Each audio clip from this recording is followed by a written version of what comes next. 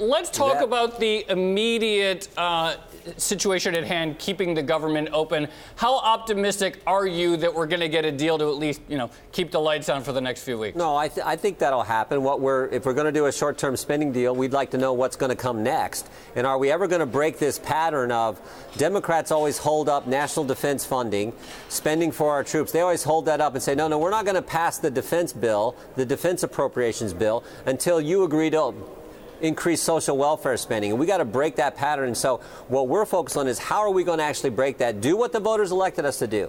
Make sure our troops have what they need to defend this great country, but not increase spending everywhere else, so we can have a better chance of getting a grip on this huge debt burden that we currently have. Congressman, hasn't the president kind of broken this pattern once already this year by saying that, look, as far as his party is concerned and the GOP, if you're going to try and hold him to ransom, he'll go off and make a deal with Nancy and Chuck. Is holding some leverage over the party here actually relevant anymore?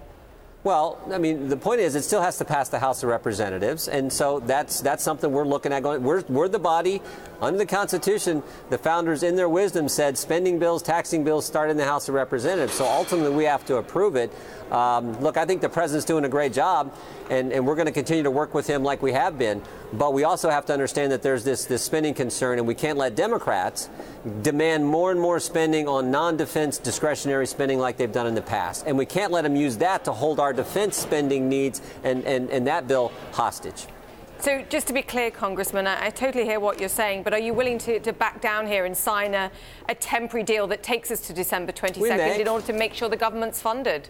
We may, and we're having those negotiations and talks right now, but we'd like to know what step 2 is going to be. If we just do a short-term spending bill between tomorrow and December 22nd, we'd like to know what's going to happen 3 days before Christmas. What's the next bill going to look like? And is it in fact going to deal with the problem I've outlined?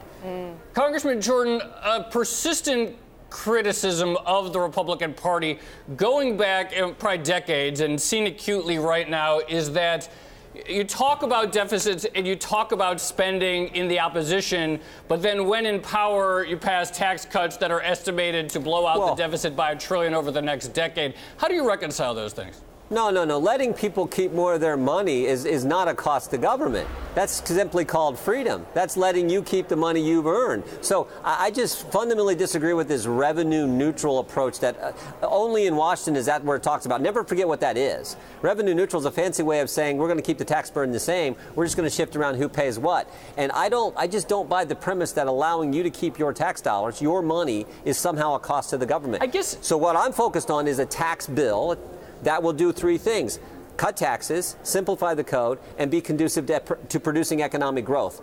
That's what we should focus on. And then once that's passed, then we should also do what we were just talking about: control spending, which is what Freedom Caucus is all about. I guess maybe I would reframe my question.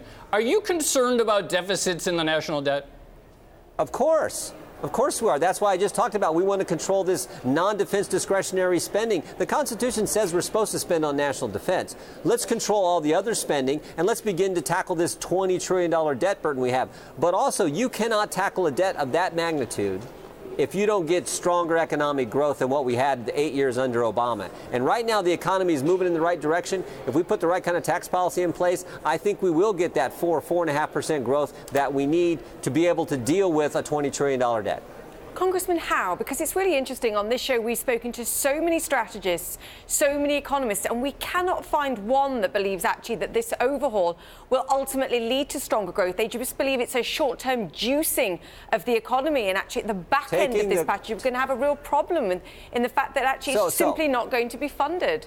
So you think keeping the corporate rate the highest in the world is going to help us grow our economies at a better rate? How about the fact that if we bring our corporate rate down, let people keep more of their money, who are then going to earn it, turn it, put it to use in the economy, that will produce economic growth, because every time it's been tried, it has worked. So that's what we're focused on doing. Once you get that economic growth, you're all right.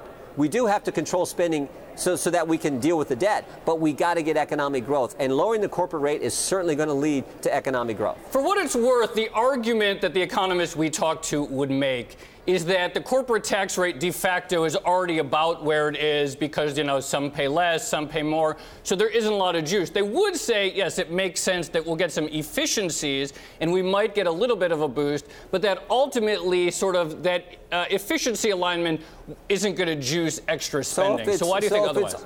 So if it's already kind of in line based on Sure. the differences in the tax code, why are companies going to other countries that have a lower corporate rate?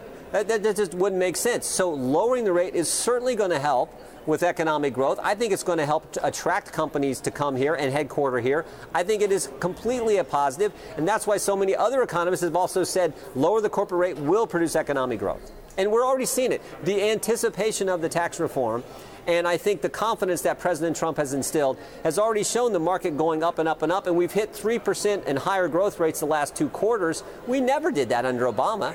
It never happened. So we're already moving in the right direction. If we get the right kind of tax code in place, I think it goes even more. Congressman, I wanted to ask you about your press conference today because you were demanding answers of the FBI's treatment of the Secretary of State, former Secretary of State Hillary Clinton, and of Donald Trump during the 2016 election cycle. What action do you want to see? We want a special counsel. We called for this back in July, and things we have learned since then only reinforce why we need one.